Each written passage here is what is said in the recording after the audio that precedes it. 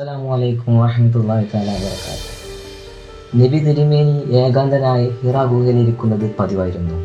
ദിവസങ്ങൾ നീണ്ടുനിന്ന ചൂടേറിയ ചിന്തകൾ അവിടുത്തെ മനസ്സിനെ അസ്വസ്ഥമാക്കി. എന്തായിരിക്കും ആ ചിന്തകളിൽ കടന്നു വന്ന പൊള്ളുന്ന നോവുകൾ?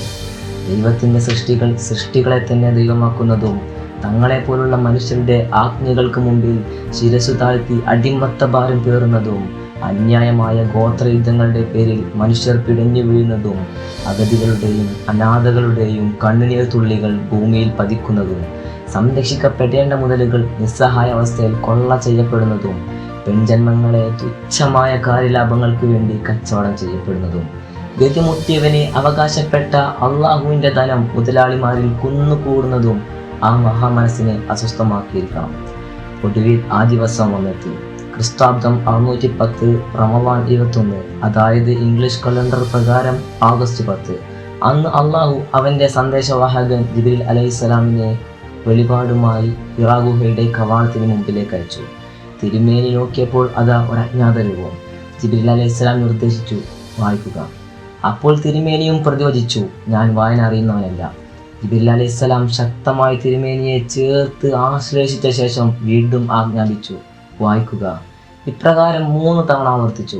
ഒടുവിൽ ജിബ്രീൽ അലൈഹിസ്സലാം ഖുർആനിലെ ആദ്യ അധ്യായമായ സൂറത്തുൽ അലഖിലെ ഏതാനും ചില ആയത്തുകൾ കേൾപ്പിച്ചു. ജിബ്രീൽ അലൈഹിസ്സലാം തൻ്റെ കൈവശമുള്ളത് വായിക്കാനായിരുന്നില്ല പ്രവാചകനോട് ആവശ്യപ്പെട്ടത്. മനുഷ്യർക്ക് മുമ്പിൽ മലർക്കെ തുറന്നു വയ്ക്കപ്പെട്ട അള്ളാഹുവിൻ്റെ പ്രപഞ്ചമാകുന്ന ഗ്രന്ഥത്തിൻ്റെ മറിച്ചാൽ തീരാത്ത പാഠഭാഗങ്ങൾ വായിക്കുക. മനുഷ്യ സമൂഹത്തെ വായിക്കുക. പേനയുടെ സഹായത്താൽ അറിവുകളും നിറഞ്ഞ ഗ്രന്ഥങ്ങളുടെ ജ്ഞാനലോകത്തെ പ്രവേശിക്കുക. ഇരുവായനകളെയും സന്തുലിതപ്പെടുത്തുന്ന ദൈവിക വചനങ്ങളുടെ പൊരുളുകളിലേക്ക് കടന്നു ചെല്ലുക. അങ്ങനെ ഈ സമൂഹത്തെ അള്ളാഹുവിൻ്റെ സഹായത്തോടെ കൈപ്പിടിച്ചുയർത്താൻ ശ്രമിക്കുക. അതായിരുന്നു ആ വായനയുടെ നിർദ്ദേശത്തിൻ്റെ താല്പര്യം. അല്ലാതെ വായിക്കുക എന്ന ആഹ്വാനം കേവലമായ അക്ഷരാഭ്യാസത്തിലൂടെ ബിരുദാനന്തര ബിരുദങ്ങളിലേക്ക് പടിപടിയായി ഉയരുകയും അള്ളാഹുവിനോടും മനുഷ്യരോടും പ്രകൃതിയോടും യാതൊരു ഗുണകാംക്ഷയും പുലർത്താതെ നല്ലൊരു ജോലി കരസ്ഥമാക്കി ജീവിത സൗകര്യങ്ങൾ സമാഹരിച്ച് ഭംഗിയുള്ള മൃഗമായി തീരാനുള്ള ആഹ്വാനമായിരുന്നില്ല. ചുരുക്കത്തിൽ പ്രവാചക മനസ്സിൻ്റെ ഉറക്കം കെടുത്തിയ പ്രശ്നങ്ങളും അവയ്ക്കുള്ള ഉചിതമായ പരിഹാരങ്ങളുമാണ് ഈ വായനയുടെ പ്രതിഫലനമായി തെളിഞ്ഞു വരേണ്ടത്.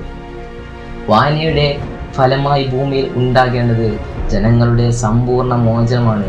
അപ്പോഴാണ് പ്രവാചക നിയോഗത്തിൻ്റെയും ദൈവിക ഗ്രന്ഥാകരണത്തിൻ്റെയും ലക്ഷ്യം സഫലമാക്കുന്നത്. വായിക്കാനും ചിന്തിക്കാനും അതിനനുസരിച്ച് ജീവിക്കാനും അള്ളാഹു തൗഫീഖ് നൽകട്ടെ. ആമീൻ.